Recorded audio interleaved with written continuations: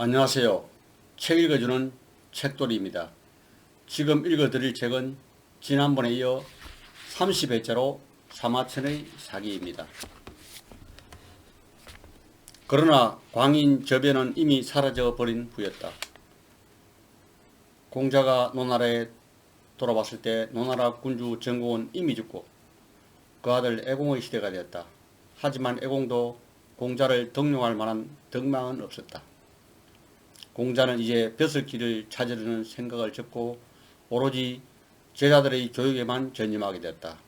공자는 그가 가르치던 제자들에 대하여 다음과 같이 말하고 있다. 내 제자로서 학업에 힘쓰고 유계에 통달하자는 77명이 있다. 이들은 모두 뛰어난 재능의 소유자들이지만 그 중에서도 도덕의 실천에선 아내, 민작인, 연배구, 중궁의 사명이, 정사에서는 염류와 계로가, 변설에서는 계하와 자공이, 그리고 문헌에서는 자유와 자아가 뛰어났다. 학문을 열심히 하는 아내만 해도 가난한 나머지 끼니조차 있기 어려운 형편이고, 그 반대로 단목사는 천명을 감사하려 하지 않고 상업에 손을 대는데 시세에 민감하여 정말 잘 적중했다. 단사표음. 아내는 노나라 출신으로 공자보다 30세 손아래다. 아내가 인의 실천에 관한 가르침을 받고자 했을 때 공자는 이렇게 말했다. 자기의 욕망을 이기고 예로 돌아가는 것이 인이다. 누구나 이렇게 할 수 있다면 천하가 인으로 돌아갈 것이다. 아내에 관해 공자는 이렇게 말한 적이 있다. 어질구나 회여 대로 만든 한 그릇의 밥과 표주박 한 그릇에 마실 것으로 누추한 마을에 산다면 다른 사람들은 그것을 견뎌내지 못할 것이지만 아내는 아랑곳 없이 자기가 즐거워하는 바를 바꾸지 않는다. 아내는 공부할 때 질문하는 것이 하나도 없어 어리석은 것처럼 보인다. 하지만 그가 어떻게 생활하는가를 살펴보니 배운 바의 요지와 대강을 주장하고 설명하였다. 아내는 절대로 어리석지는 않았다. 누군가 나를 알아주면 나아가 돌을 펼쳐 세상을 구하고 알아주는 이 없으면 곧 돌을 나에게 숨기면서 운명을 즐기나니 아마 나와 너만이 이러한 생활태도를 가질 수 있도다. 아내는 너무나 가난한 생활 때문에 29세에 이미 머리가 하얗게 새었고 젊은 나이에 세상을 떠났다. 그때 공자는 크게 상심하여 울었다. 아내가 입문하고 나서는 다른 제자들이 더욱 학문을 가까이 하였습니다. 그 후 애공이 선생의 제자 중에서 정말 학문을 좋아하는 사람은 누구입니까? 라고 물었을 때 공자는 망설이지 않고 대답했다. 아내라는 제자가 가장 학문을 좋아했습니다. 그는 화를 내고도 곧바로 그것을 사귀었으며 결코 그 분노를 다른 사람에게 옮기지 않았습니다. 잘못이 있으면 꼭 고치고 두 번 다시 그 잘못을 범하지 않았습니다. 이제 그렇게 학문을 좋아하는 사람을 볼 수 없게 되었습니다. 과단성 있는 용기의 소유자. 중류는 자가 자로이며 노나라의 변당 사람이다. 공자보다 9년 연하이다. 자로는 성질이 거칠고 용맹을 좋아하며 심지가 강직하였다. 수탉의 꼬리로 관을 만들어 쓰고 수돼지의 가죽으로 주머니를 만들어 허리에 찼다. 자로가 공자의 제자가 되기 전에 공자를 업신여기며 폭행하려 한 적이 있었다. 그러나 공자가 예로서 대하며 조금씩 바른 길로 인도해주자 얼마 후 유복을 얻고 패백을 드리고서 제자가 되기를 청하였다.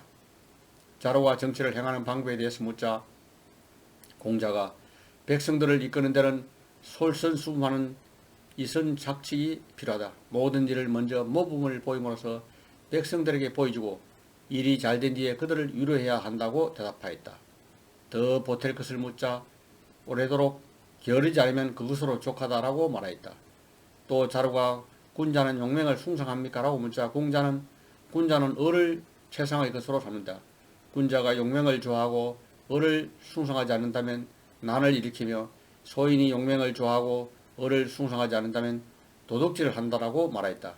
자로는 좋은 말을 듣고 아직 행하지 않았다면 이것도 아직 행하지 않았는데 또 다른 좋은 말을 듣게 될까봐 염려하였다. 공자는 자로에 대해서 이렇게 평하였다. 일부분의 말만 듣고도 소송의 곡직을 판결할 수 있는 사람은 오직 정류뿐이다. 또한 정류의 용감함은 나를 넘어선다. 다만 아직 진지하게 사리를 판별하지 못한다라고 말했다. 그리고 중류와 같은 성격에 나는 참으로 그가 천수를 누릴 수 있을지 의심스럽다라고 말했다. 또 남루한 옷을 걸치고 기인과 대면하는 일이 있더라도 기가 죽지 않고 당당히 행동할 수 있는 사람이 있다면 바로 중류일 것이다 라고도 말했다. 공자는 또 말했다. 중류의 학문은 이미 정대하고 고명한 경지에 올라있다. 다만 아직 정밀하고 깊은 곳에는 이르지 못했을 뿐이다. 그 후 자로는 포의 관리로 임명을 받고 공자에게 하지 인사를 하러 왔다. 공자는 자로에게 말했다. 포라는 곳은 무용이 뛰어난 장사들이 많아 다스리기 힘든 지역이다.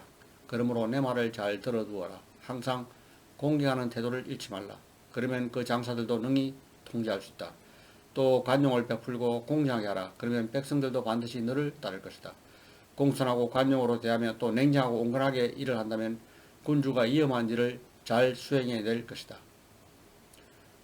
죽어도 관은 벗지 않는다. 위나라 영공은 처음 남자 부인이 있었다.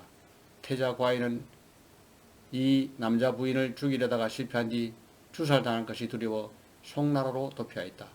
이었고 영공이 죽자 남자 부인은 공자 영에게 뒤를 잇게 하려고 했다. 그러나 영은 고개를 가로졌다. 비록 태자는 나라 밖으로 망명하였지만 그의 아들은 국내에 있습니다. 그래서 태자 교회의 아들이 새로운 위나라 왕으로 옹립되었으니 바로 출공이었다.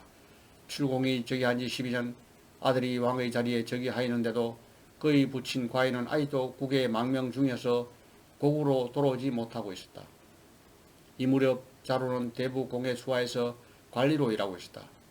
괴인은 위나라의 대부 공회와 짜고 반란을 일으켜 공회의 집에 들어가 그의 도당을 이끌고 출공을 기습 공격하였다. 출공은 노나라로 망명하였으며 계회가 위나라 왕의 즉위하니 바로 장공이다. 한편 공회가 반란을 일으켰을 때 자로는 국외에 있었는데 급보를 듣고 급히 위나라로 돌아왔다. 자고는 위나라 도읍 성문에서 자로를 만나 출공은 이미 피신했다네. 성문도 이미 닫혔으니 돌아가는 것이 좋을 것이네. 구태여 일에 휘말릴 필요가 없지 않은가라며 말렸다. 그러나 자로는 굽히지 않았다. 남의 녹을 얻어먹은 자로서 재난이 있는데 도망하여 모른 채 할 수는 없어. 자고는 단념하고 혼자 떠나갔다. 마침 사자가 도착하여 성문이 열렸다. 자로는 그 사자의 들을 따라 성문 안으로 들어가 곧장 계회가 있는 곳으로 갔다. 그때 괴인은 공회와 함께 망루 위에 있었다. 자로는 괴를 향해 소리쳤다. 반역자 공회는 필요가 없으실 줄 압니다. 부디 제게 넘겨주십시오. 그를 처치하겠습니다. 그러나 괴는 이를 거절했다. 그러자 자로는 망루에 불을 지르려고 하였다. 괴는 놀라고 사람을 시켜 자로를 공격하도록 하여 자로가 쓰고 있던 관의 끈을 베었다. 그러나 자로는 보라, 군자는 죽어도 관을 벗지 않는다라며 관의 끈을 다시 맨 다음 죽임을 당했다. 위나라에 반란이 일어났다는 소문이 공자의 귀에 들어갈 때 공자는 말했다. 아, 정류가 죽겠구나. 그 후 과연 자로의 죽음이 전해졌다. 그때 공자는 이렇게 말했다. 그가 나의 제자가 되는 후 두 번 다시 나쁜 말을 들을 수가 없었다. 한편 이때 자로의 시체는 본보기를 보여주기 위해 소금에 절여 자반으로 만들어졌는데 공자는 이때부터 집안의 자반을 모두 없애고 결코 자반을 입에 대지 않았다. 위정의 가장 중요한 것은 좋은 신하를 뽑는 데 있다. 공자가 말했다. 노나라와 이 나라의 정치는 형제처럼 유사하다. 이 무렵 공자의 많은 제자들이 위나라에서 관리로 일하고 있었는데 위나라 출공은 공자를 초빙하여 국정을 맡기고자 했다. 자로가 공자에게 물었다. 위나라 국군 등이 선생님께 국정을 맡기려고 하는데 선생님께서는 무엇부터 하고 싶으신지요? 공자는 단호하게 대답하였다. 반드시 먼저 명분을 바르게 해야 한다. 그러나 자로는 그렇게 국정을 다스릴 수 있습니까? 너무 우원합니다. 왜 하필 명분을 바르게 해야 하는 것인지요? 라고 물었다. 그러자 공자는 탄식하며 말했다. 너는 정말 덤벙대는구나. 자로야, 명분이 바르지 못하게 되면 말이 순조롭지 못하고 말이 순조롭지 못하게 되면 정사가 성공할 수 없다. 정사가 성공할 수 없게 되면 예약교화가 추진될 수 없고 예약교화가 추진될 수 없게 되면 형벌이 정확할 수 없다. 형벌이 정확할 수 없게 되면 백성들이 무엇을 해야 좋은지 알지 못하게 된다. 그러므로 군자가 일을 할 때는 반드시 명분에 부합되어야 하고 그 말은 반드시 실행할 수 있어야 한다. 군자는 자신이 한 말에 대하여 한치의 대충대충도 없어야 한다.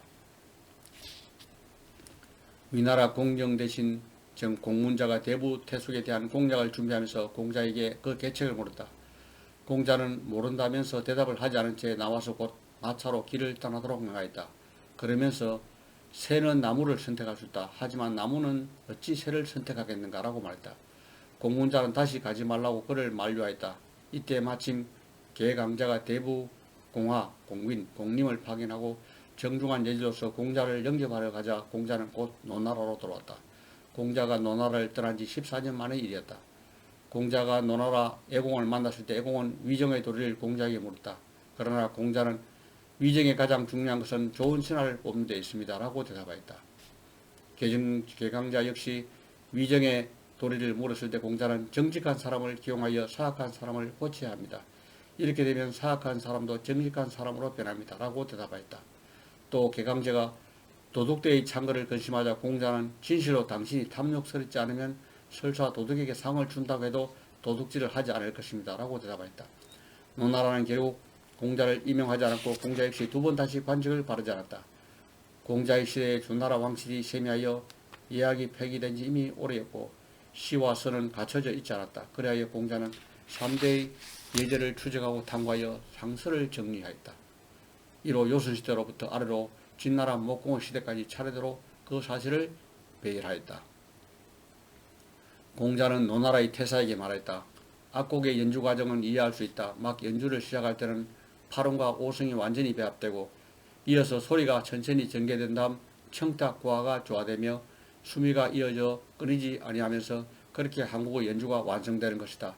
그는 또 내가 위나라에서 노나라로 돌아온 이후에 각종 악곡의 음조와 성류를 정리하여 아와 송을 각기 원래 모습으로 회복시켰다라고 말했다. 공자는 만년의 주역 연구에 성취하여 단사, 제사, 상사, 설계, 문판을 찬술하였다. 그는 주역을 반복해서 읽어 주역의 주과를 연 가죽걸이 3번이나 끊어졌다. 공자는 만약 나에게 다시 몇 년을 더 살 수 있게 한다면 그렇게 된다면 나는 주역에 대하여 여러가지 도리와 사리에 통달할 것이다 라고 말했다. 공자는 시, 서, 예, 악을 교정하여 제자들을 가르치는데 제자가 대략 3,000명이었고 그중 유계에 정통한 제자는 72명이었다. 또한 안탁주처럼 공자의 가르침을 받았으나 정식으로 제자가 되지 않은 학생들도 그 수가 적지 않았다. 공자는 자신의 향례에서는 항상 공손하여 마치 말을 걸지 잘하지 못하는 사람과 또 같았으나 정묘나 조정에서는 분명하면서도 조리 있게 말을 잘하였는데 다만 그 태도는 공손하고 조심스러웠다.